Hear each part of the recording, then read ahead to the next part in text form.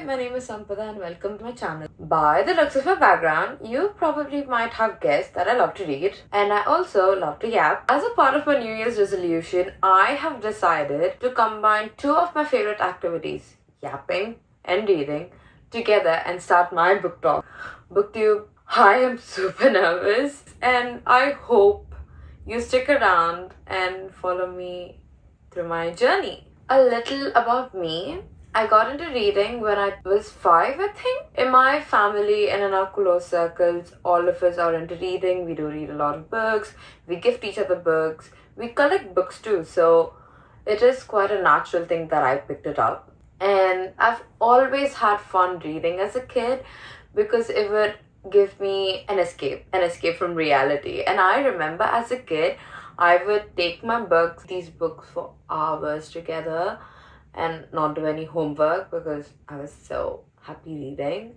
My first memory of reading was I think when I was 5 and somebody gifted Charlotte's Web for my birthday, and that book kind of got me into reading. And thank God I grew up in a household in an environment where reading was encouraged, because I remember growing up, my uncle would take me to bookstores and he would buy books from the Telugu literature section and he would get me books by Ruskin Bond, Enid Blyton, Nancy Drew, Famous Five, Secret Seven, Harry Potter, Percy Jackson, Tintin.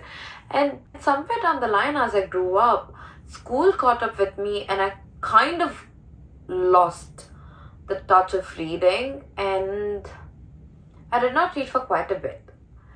Until 2020, I did not read much. For a very long time, I'd lost touch with my favorite hobby, reading. And in 2020, peak COVID, the summer hit and university was closed. So there was no activity for me to do and I was super bored at home that I got back to reading. Mind you, I was not reading physical books. I was reading Wattpad and AO3. During the lockdown, I was reading so much Wattpad and AO3. I wanted to give physical books a chance because that is how I used to read as a kid. And the first physical book that I bought in a while was The Love Hypothesis by Ali Hazelwood. And I'm glad I got the book because the book was such a fun read.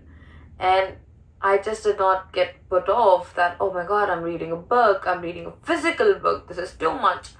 It was nice for someone who was picking up a book after a really, really long time.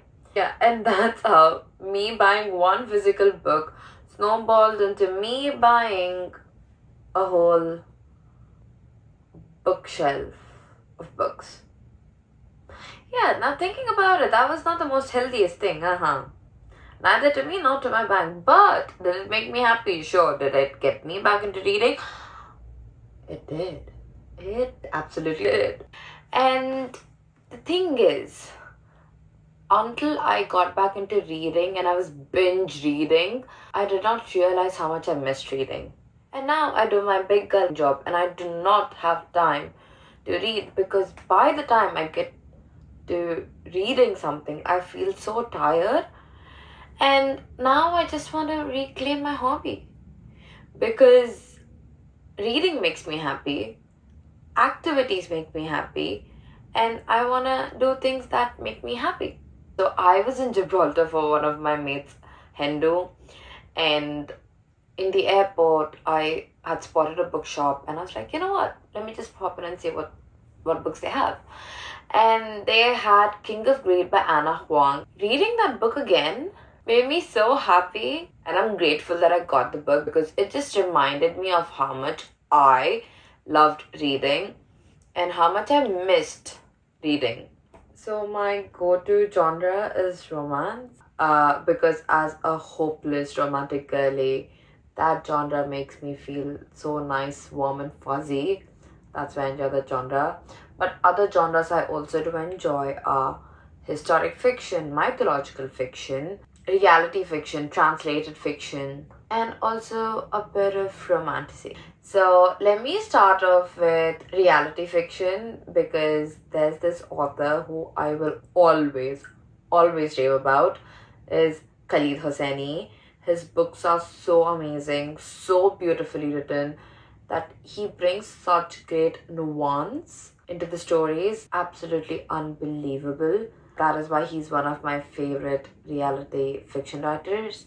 I call that genre reality fiction. I'm not really sure if that is what the name is, but I enjoy books by Khalid Hosseini. Moving on, in mythological fiction, I like the works of Chitra Banerjee, Devika Rooney, and Vaishnavi Patel. These are two brown authors who write mythological stories from the women's point of view, and they present such a beautiful version of the story which you probably would have not considered, and they do it with such honest and a nuanced stance. It is so beautiful to read them because there is a rawness, there is a reality to it, and I enjoy those books. And while we are at it, also on the lines of mythological historic fiction, I also do enjoy Piranesi is one of my favorite books, and books by Madeline Miller, yes. Song of Achilles and Circe, absolutely love those books. I did enjoy